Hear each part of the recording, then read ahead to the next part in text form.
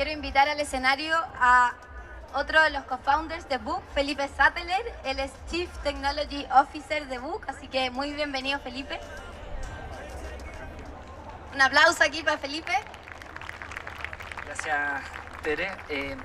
Hola a todos. En este segundo panel queremos hablar de inteligencia artificial, ¿cierto? Un tema bien en boga en este momento y para poner un poquito en contexto, ¿qué es la inteligencia artificial? Es una simulación, ¿cierto?, de nuestro cerebro que idealmente piensa como nosotros, ¿o no?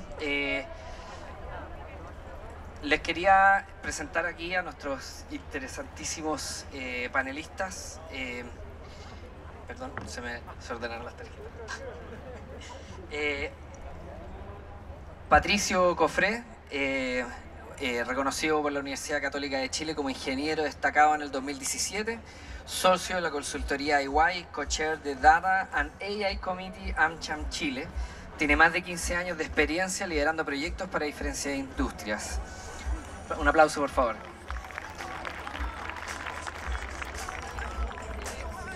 Y Albert Cañigueral, un explorador, consultor y divulgador acerca de los impactos de la tecnología en la sociedad con una perspectiva crítica constructiva. Autor del libro El trabajo ya no es lo que era y coproductor del documental Ciudad en Beta. Un aplauso, por favor.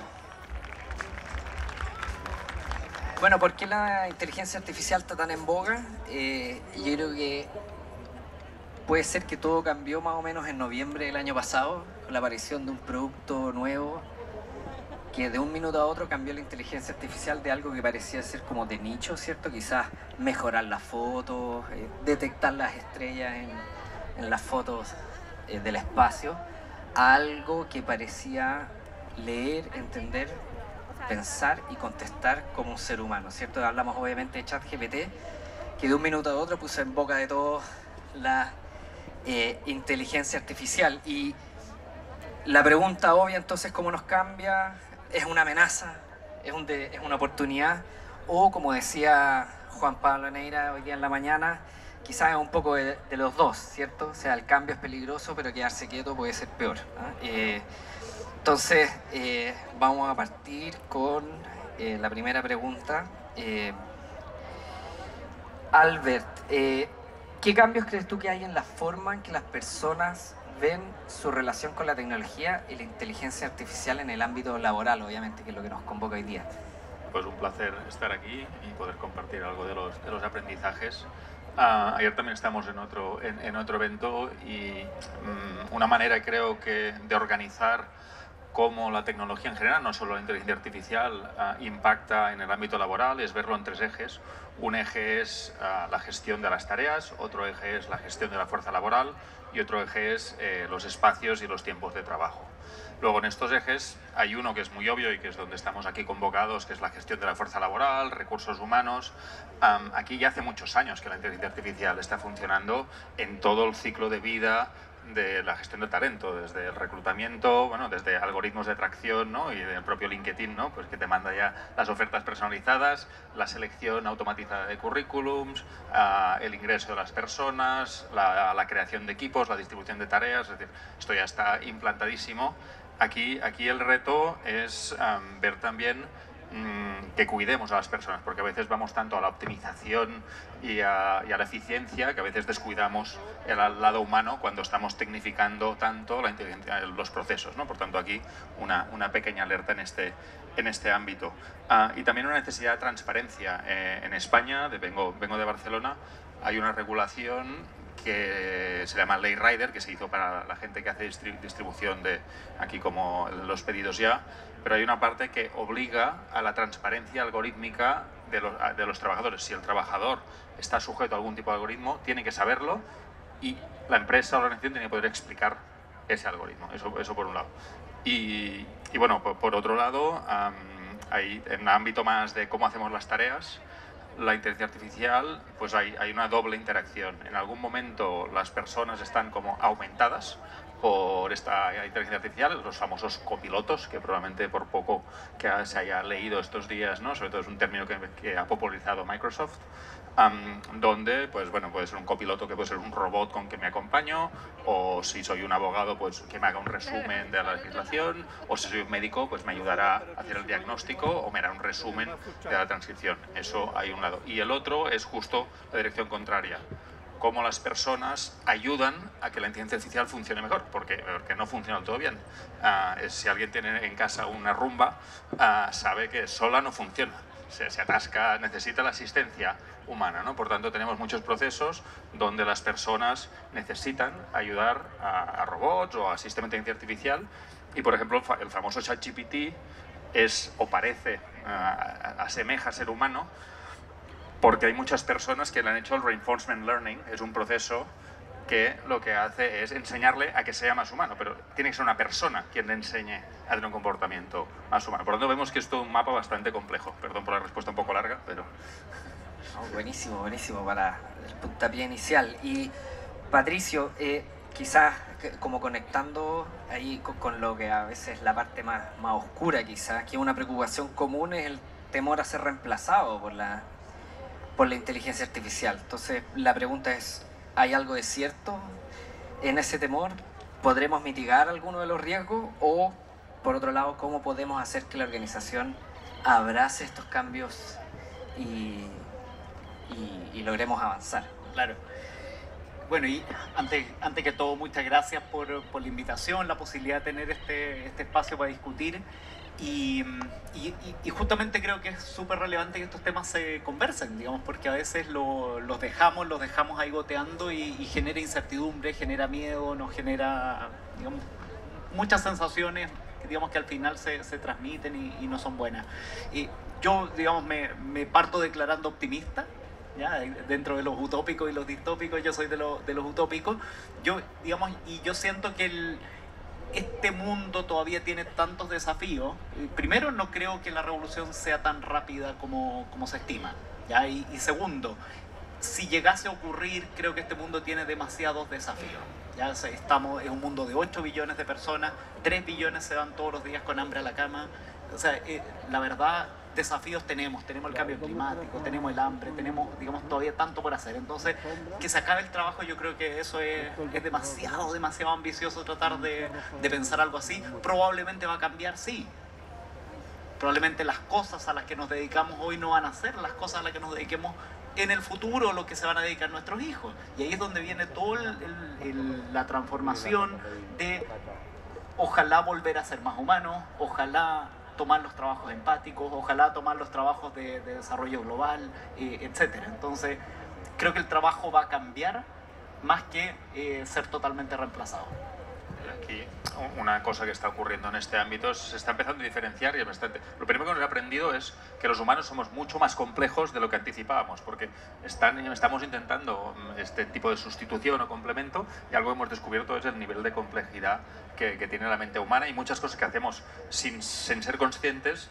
Las inteligencias artificiales, hay esa paradoja, cosas que para nosotros son muy difíciles, como el gran cálculo, el análisis, es muy fácil para las máquinas, y gestión de incertidumbre, gestión de cosas que no están previstas, es dificilísimo para las máquinas. Hay una pequeña cosa ahí.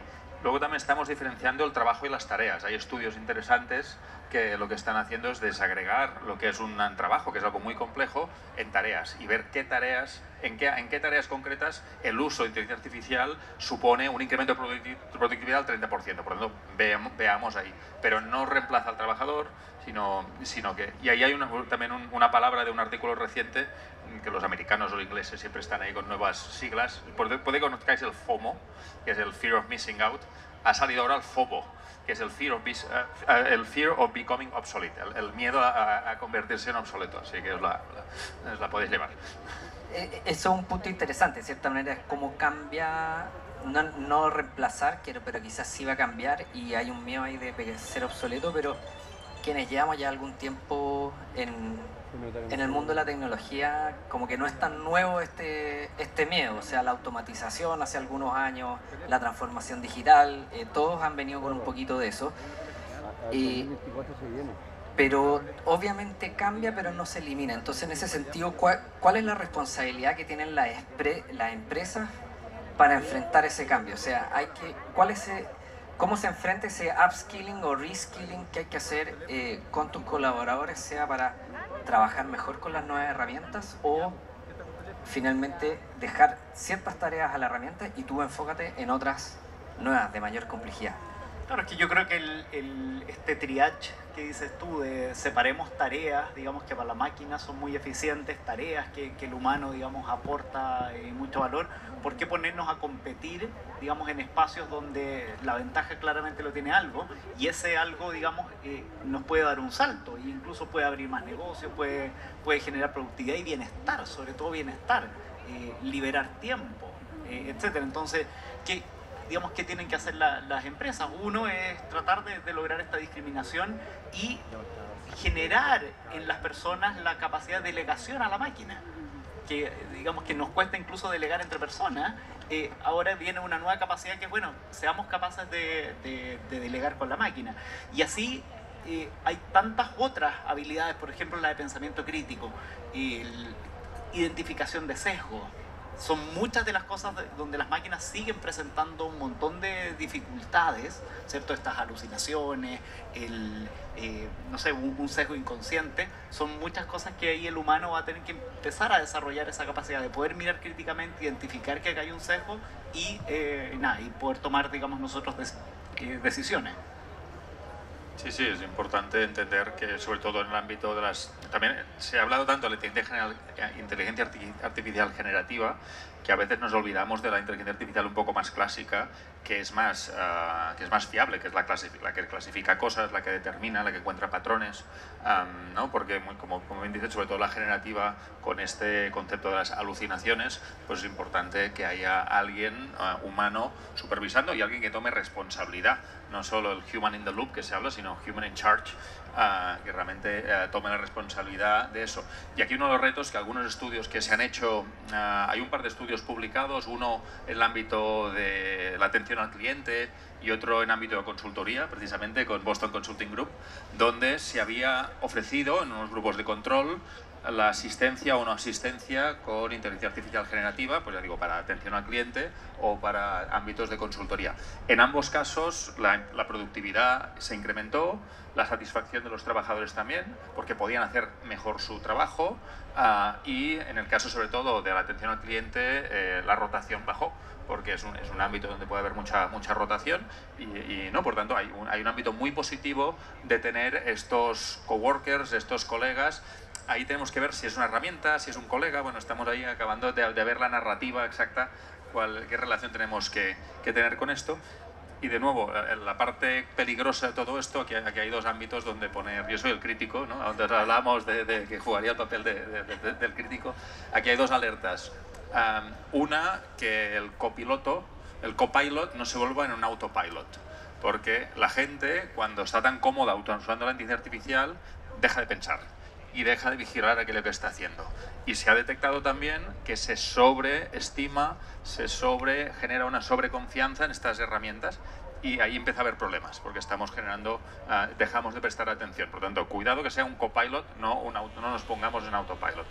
Y el otro es, sobre todo en este ámbito, sabemos que muchas veces la manera de entrar a trabajar en muchas empresas es en espacios de trabajo, pues digamos, de las personas becarias o los interns, con tareas más o menos sencillas para que empiecen a integrarse en la organización. Si esas tareas más o menos sencillas la empiezan a hacer la inteligencia artificial, ¿cómo vamos a entrar a trabajar? O sea, buenísima pregunta. O sea, y conecto un poco con esto de cuál es cómo van a enfrentar ahora las empresas este upskilling de la gente que no tiene experiencia previa, que está recién o sea, una pregunta nueva, la vamos a tener que enfrentar de una manera distinta, efectivamente, ¿ya? Oye, y en esa línea también, ¿cómo influye la inteligencia artificial entre las personas que se relacionan con el trabajo, entre ellas, con la vida que tienen en su casa?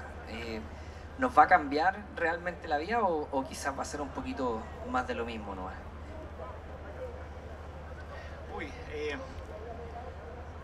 Hoy la inteligencia artificial la tenemos conviviendo con nosotros y quizás no nos hemos ido dando cuenta, digamos, lo fácil que hoy hacemos ciertas tareas. Y en ese sentido está reconfigurando en parte, digamos, la forma en que nos relacionamos con los servicios, con las empresas, con las redes. Así que en ese sentido creo que el impacto está, digamos, y el impacto entró, digamos, suavemente. Ahora digamos, en las relaciones familiares, etcétera, ahí yo creo que también se está dando algo súper relevante y creo que esta es la primera tecnología que eliminó digamos, la brecha que te ponían las interfaces, digamos, de algo que requería un laptop, que había que instalar, que había que configurar. Esta es, digamos, una tecnología que la única interfaz es el lenguaje mismo. Es la primera tecnología que he podido pasársela a mi mamá y empezó a hacerle preguntas al GPT y al principio lo encontró fantástico, a la segunda dijo, wow, se acaba el mundo, y a la tercera dijo, es un chanta. No le creo. Y digamos, y pasó por todas esas emociones, digamos, al enfrentarse, pero por eso también se habla, digamos, que esta fue la tecnología de adopción más rápida, que le ganó a todas las redes, etcétera, y es porque ¿cómo imaginarse una interfaz más sencilla que nuestro propio idioma? Que lo adquirimos al primer año de vida, digamos, y nos ha acompañado toda la vida, y es el motivo por el que la especie humana, digamos, superó al resto de las especies, etcétera. Entonces, es fenomenal lo que está pasando. O sea, para apuntar o sea, complementar tu punto, dijiste la adopción, se demoraron 2 meses en llegarse a 100 millones de usuarios, versus Instagram, que en ese mismo tiempo llegó a 1 millón de usuarios. Añadiendo a lo que comentabas, primero creo que no somos conscientes de los rodeados que estamos ya de inteligencia artificial, yendo al banco, pasando por el aeropuerto, en gestión de recursos humanos, estamos ya. Y ahí, por ejemplo, vuelvo al tema de la transparencia.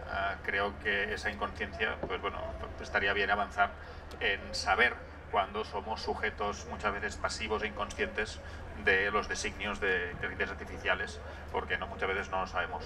Y en el ámbito del diseño es muy interesante, hay algunos diseñadores, hay un diseñador del MIT que me gusta mucho, se llama John Maeda, que escribió un tema de simplicidad en el diseño y ahora está abogando, está haciendo unos pequeños cursillos para añadir fricción. Es decir, así como en el ámbito digital el mantra era eliminar fricción, que todo sea muy fácil, hemos eliminado tanto la fricción, como bien describías, que es importante que sepamos que estamos interactuando con un sistema, con una máquina, y lo que aboga él es cómo añadimos fricción a estos sistemas. No tiene una respuesta, tiene una pregunta, pero me parece una provocación interesante de añadir fricción.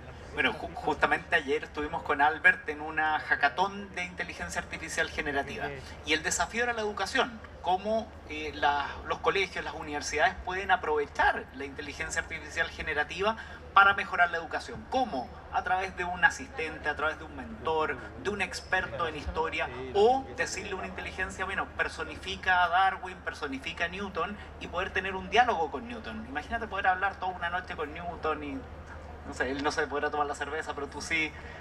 Quizás debe ser entretenido. Bueno, eso es un poco lo que nosotros pensábamos que podían sacar. El tema es que los grupos que empezaron a desarrollar, yo diría que el patrón común de lo que empezaron a hacer es recortar un poco a la IA generativa, es quitarle un poquito, digamos, de esa fluidez y decirle, tú nunca respondas la pregunta.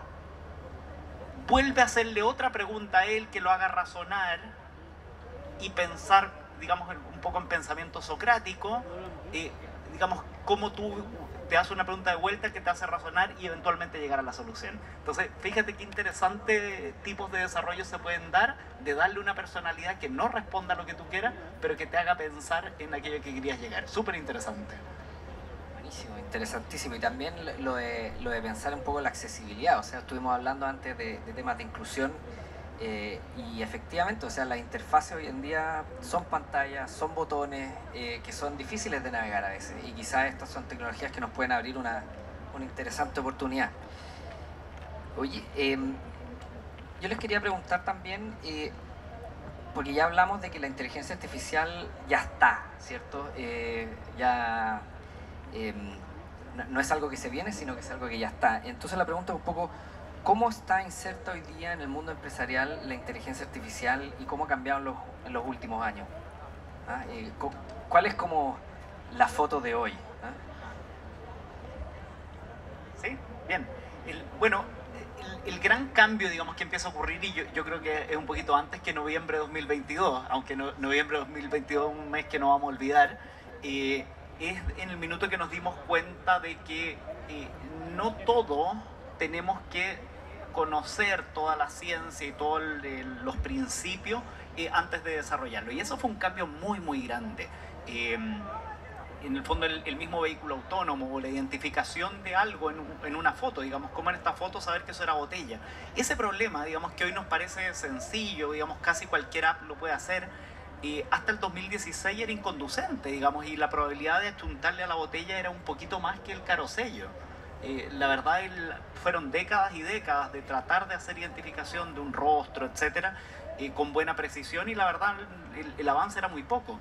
Y el gran cambio que ocurrió fue un cambio de mindset, de decir, dejémonos de intentar programar el detector de botella, empecemos a entrenar el detector de botella. Y fue ahí cuando un poco cambia el mindset, obviamente acompañado por cómputo, acompañado por datos, y ahí es donde, digamos, este problema empezó a mejorar, mejoró tanto que logró capacidades sobrehumanas, ¿ya?, en esa tarea particular, ¿ya? Entonces, a partir de ahí, digamos, de ese momento en que hicimos el switch, es que han empezado a pasar las cosas muy rápido. Y por eso en noviembre 22 aparece esta IA generativa, y es cosa de ponerse a revisar, y tuvimos el tema de la generación de imágenes en el camino, después tuvimos la generación de video.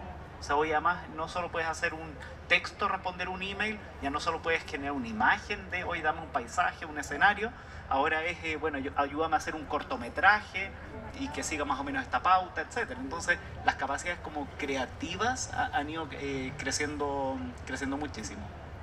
Sí, yo lo que estaba también viendo hace unas semanas, apareció el Gartner Hype Cycle, que es de una consultora americana, donde hay como una curva de expectativas de ciertas tecnologías que siempre sube para arriba, luego baja para abajo hasta que lleva a un plató de productividad.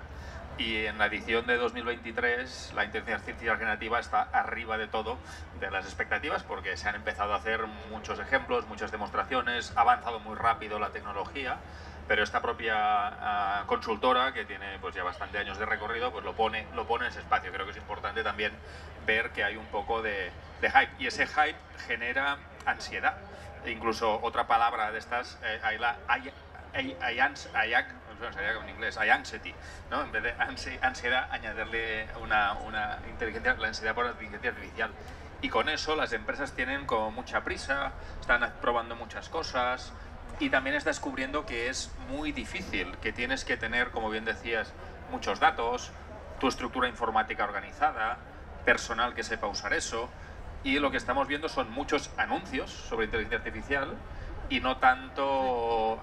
había un artículo del Financial Times hace unas semanas también, donde justo explicaba en las earning calls con los accionistas, todo el mundo hablaba de inteligencia artificial, pero cuando iban a los documentos que se subían a la bolsa, a la mitad de lo que se había dicho no aparecía ahí, ¿no? Por tanto, hay un gap también, hay un diferencial entre lo que se está diciendo y lo que se está pudiendo hacer. No digo que la gente no quiera, simplemente que es más complicado, más complejo de lo que parece, por esa simplicidad de interfaz y tal. Pero cuando queremos usar esto en sistemas críticos, en ámbitos que no son simplemente creativos, como decíamos, vamos a empezar a hacer un documento, un email, eso perfecto. Pero si quiero poner un sistema de inteligencia artificial en un ámbito crítico de mi empresa, tendré que tener un nivel de reliability, ¿no? de seguridad. Luego estamos viendo también temas de ciberseguridad, porque estamos empezando a mover datos, como tenemos tanta prisa, estamos empezando a poner datos en servidores de otras empresas y no sabemos qué está pasando exactamente con esos datos. Y la gente está empezando a prohibir o a limitar el uso por ámbitos de ciberseguridad de la propia organización también, ¿no? Por tanto, hay unos retos de adopción, hay unas fricciones hay esa tensión, ¿no? entre todo lo que parece que puede hacer y hacerlo de verdad. Sí, es importante distinguir como esa criticidad de la tarea, porque es muy distinto generar una imagen para el fondo un PowerPoint que no sé, rechazarte un beneficio del gobierno o quitarte tu casa, o peor, quizá el día de mañana un juez te quita la tenencia de tu hijo. Entonces, ¿se va a poder regular todo? Probablemente no se va a poder regular todo. Y ahí es donde la transparencia yo creo que va a ser de alguna forma el complemento a lo no regulado, a lo que no se pueda regular. Oye, y hablaron algo muy importante, que es como la ansiedad que genera este cambio. No sé si tendrán algunos consejos para otros líderes que quieran incluir esta inteligencia artificial en sus operaciones. Quizás la transparencia es una de esas herramientas, pero para que poder introducirlo, que genere la eficiencia, pero al mismo tiempo que los empleados se sientan seguros en sus roles y que no sean desplazados o peor, ¿no? Claro, que ahí hay como una contradicción en la inteligencia artificial, porque hablamos de transparencia, pero a la vez sabemos que estos son algoritmos que ya les perdimos la traza, digamos, de la forma en que hizo el cómputo. Y ahí yo te decía, antiguamente uno tenía que descubrir la ciencia, la fórmula, después conseguir esos datos, aplicar esa fórmula, y de alguna forma el resultado aparecía, pero tú tenías era completamente transparente y legible la forma en que el cálculo ocurrió. Y ese fue un poco el gran salto. A un punto dijimos, mira, vamos a empezar a entrenar. Y la precisión mejoró. Y tenemos un vehículo autónomo que anda por las calles y no choca. Y yo estoy seguro que el día de mañana va a ser antiético que un humano maneje el auto, porque somos riesgosos, somos impredecibles. Y el vehículo probablemente nos va a terminar ganando. No tengo ninguna duda de eso. Ahora no fue gratis. Ganamos precisión, pero hubo un costo. Y de ese costo se habla poco, y ese costo es que dejamos de tener conocimiento cabal de la forma en que la máquina hizo el cálculo, y por eso se habla de las cajas negras, etc. Entonces, ¿qué podemos hacer? Digamos, obviamente en las compañías nos interesa mejorar las experiencias, nos interesa ser competitivos, etc. Y vamos a ir tomando estas cosas, y hay medidas, hay mitigaciones que son, digamos, como experimentos con los algoritmos. Es decir, mira, vas a hacer una caja negra, pero hazle preguntas a la caja negra y la vas a poder llevar a situaciones en las cuales tú vas a poder determinar esto está teniendo un sesgo, está propagando un sesgo, etc. Y ahí vamos en algunos casos a decir, mira, esto la verdad no está listo para salir. Y algunos otros sí. Entonces, se está trabajando mucho en eso, en nuevos principios de desarrollo para asegurar que esto, si bien nunca va a ser explicable, sí vamos a poder ser transparentes y vamos a poder garantizar, digamos, y poner algunos checks de que no está siendo discriminador, no está vulnerando alguno de estos principios, digamos, que como humanidad hemos definido. Sí, yo creo que también, aparte de esta transparencia que creo que es esencial, y muchas regulaciones van en esa dirección, tanto en la existencia de estos procesos, ¿no? que muchas veces no sabemos ni que existen, como decíamos, estos procesos de toma de decisión automática, y la otra, la explicabilidad de estos. Además, creo que sobre todo desde los equipos de mando de las empresas tienen que formarse con calma y tener conversaciones como esta, ¿no? Pausada, profundizando, viendo los pros, los contras, las posibilidades, de manera que puedan comunicar a sus empleados, bueno, vamos a entender qué se puede hacer, qué no se puede hacer. Otra cosa importante, decíamos también antes aquí, ordenar los datos. Si yo quiero utilizar la inteligencia artificial en mi organización, lo primero que tengo que hacer es poner mi casa en orden, porque muchas veces pensamos que tenemos un sistema ahí, pero si no tenemos los datos bien organizados y una buena infraestructura tecnológica, no podremos usarlo. Por tanto, hay eso. Y luego lo que hablamos antes, hacer que la gente vea que eso va a sustituir o va a acompañarle en una de sus tareas, una o varias de sus tareas, no en todo su trabajo. Por tanto, ahí cambia mucho la percepción del trabajador o trabajadora acerca de cómo voy a relacionar con esta inteligencia artificial. Y también creo pasar de esta inteligencia artificial de ciencia ficción con grandes resultados a ciencia ficción a inteligencia artificial mucho más prosaica, mucho más próxima. Me gusta mucho el ejemplo, por ejemplo, de los médicos. El ámbito médico es un ámbito donde hace años que se está usando inteligencia artificial en reconocimiento de imagen. Y este estudio comentaba que había desglosado 18.000 tareas en los médicos, pues distinguía lo que era la diagnosis de la enfermedad, la comunicación con la familia, o incluso, por ejemplo, algo muy básico, que es cuando yo tengo un diálogo con un paciente, eso acaba, el doctor o doctora tiene que escribirlo en un documento para guardarlo. y eso ocupa mucho tiempo de esa persona. Por tanto, han identificado que esa tarea, poder grabar esa conversación con temas de privacidad, todo lo que haga falta, y hacer un resumen automático de esa conversación, que luego el médico pueda, o la doctora pueda validar ese resumen, ahorraba un 60% del tiempo de administración del doctor o doctora.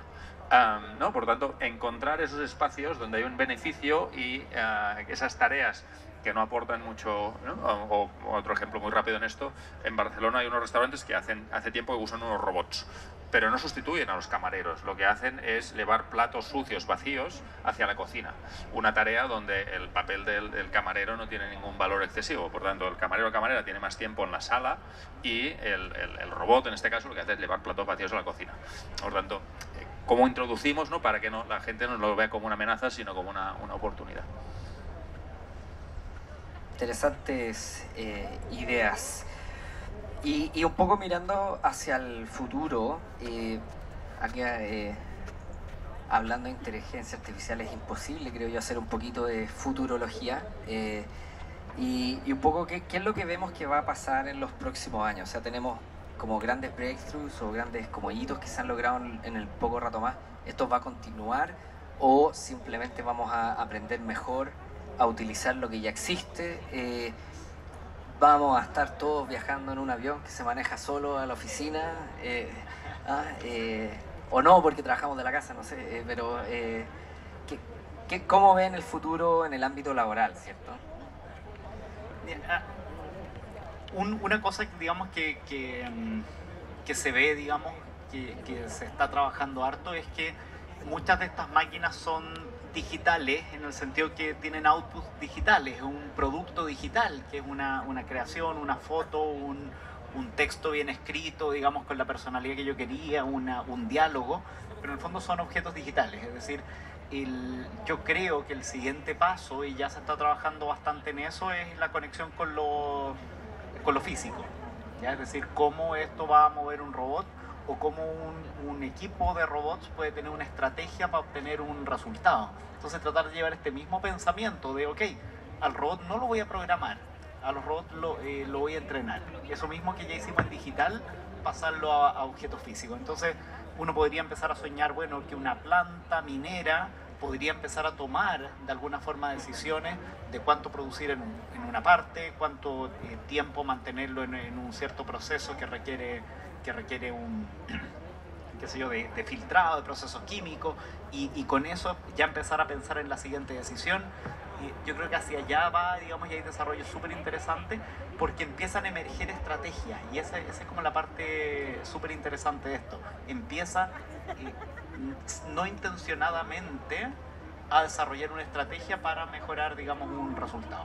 Y además el mundo de la robótica, el mundo digamos, es un mundo bien virtuoso para la inteligencia artificial, porque produce mucho dato, porque no tenemos, digamos, esa dificultad también de vulnerar un derecho, porque también estamos trabajando ahí de maquinaria industrial, grúas, palas, etcétera. Así que ahí yo creo que hay un tema. Y el otro, solo para mencionarlo antes, yo creo que es la computación cuántica.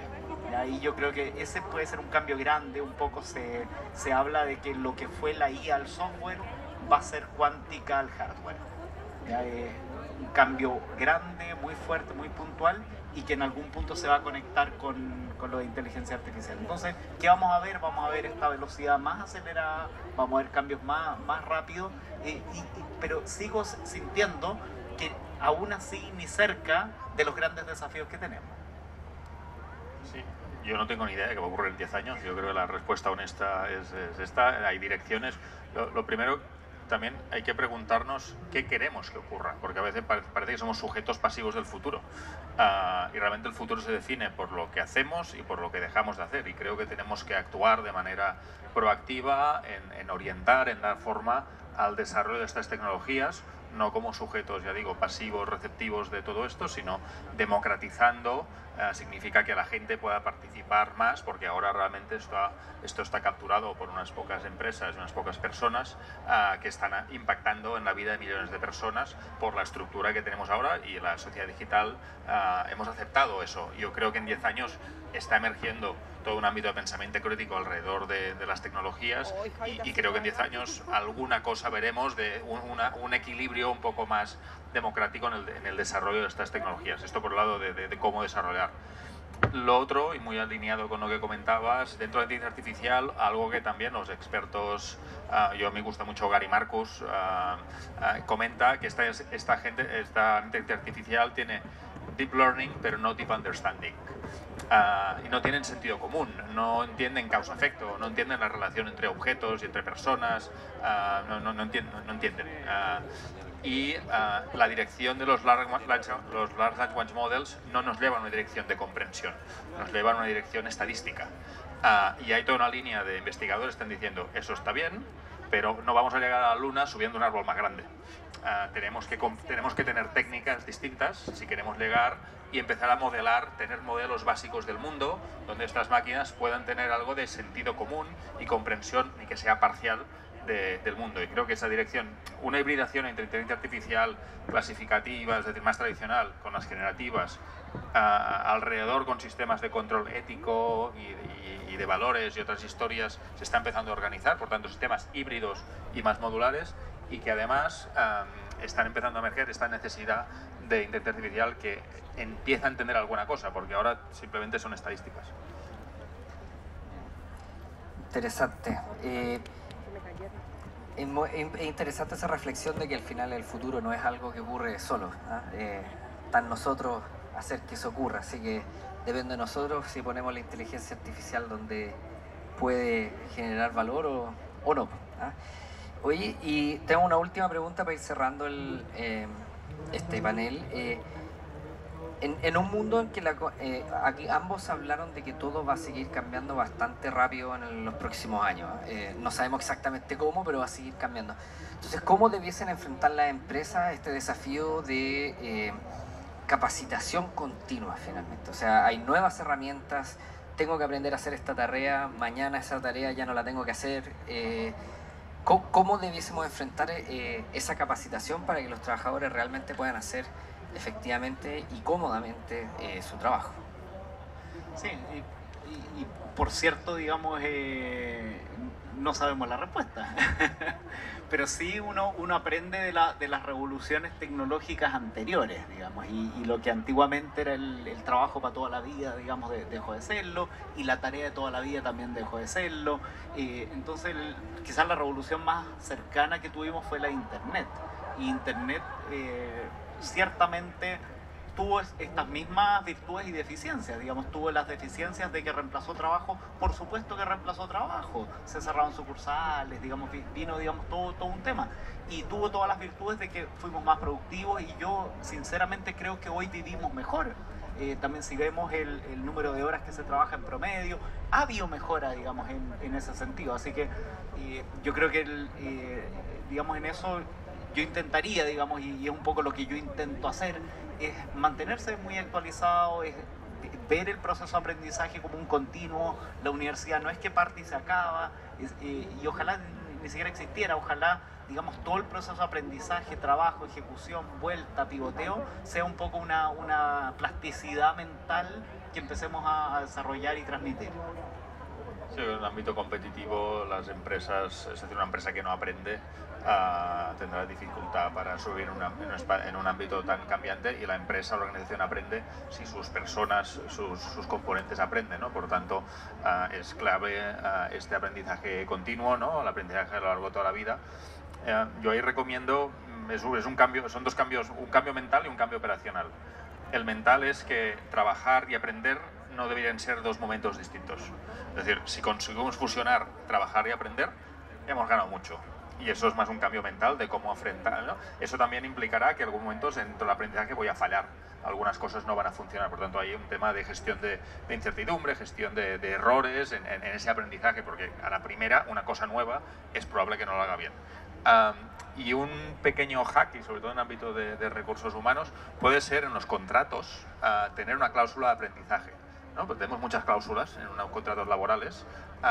Yo abogo por tener una cláusula de qué vas a aprender, por tanto, igual que tenemos compromisos de cuántas horas vamos a estar, qué vamos a hacer y tal, pues cómo mutuamente, como organización empleadora y como empleado, vamos a desarrollarnos mutuamente. Por tanto, un compromiso y una evaluación de ese aprendizaje, que parece que sea algo que tiene que ocurrir de vez en cuando como por osmosis, ¿no? Por tanto, ponerle cifras ahí también.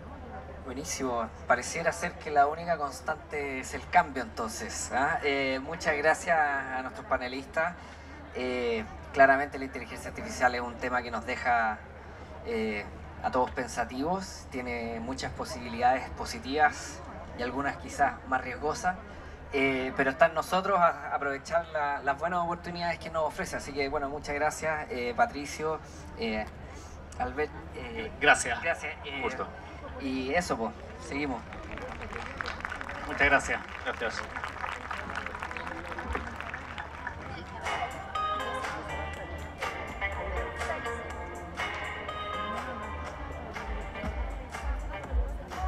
Gracias Felipe, gracias Patricio, gracias Albert. Estuvo muy interesante. Yo sé que están escuchando ya más desde la sombrita, ya que unos pocos valientes al sol, pero estuvo realmente interesante el panel. Y nada, yo me quedo con seguir recordando que la tecnología y la inteligencia artificial es una herramienta, es un aliado y que no nos va a reemplazar nunca a las personas, ¿ya? Así que no le tengamos miedo, sino que tenemos que ir aprendiendo cómo incorporarla y sacarle el provecho como una buena herramienta y no como un fin en sí mismo. Oye, ya llevamos la mitad del día, así que ahora los dejo invitadísimos a un workshop que ya partió en Los Domos, que creo que es un tema muy interesante y que no hablamos mucho. ¿Cómo incorporamos al talento senior en nuestras organizaciones? Hablamos muchísimo a veces de inclusión, de diversidad de género, pero también existe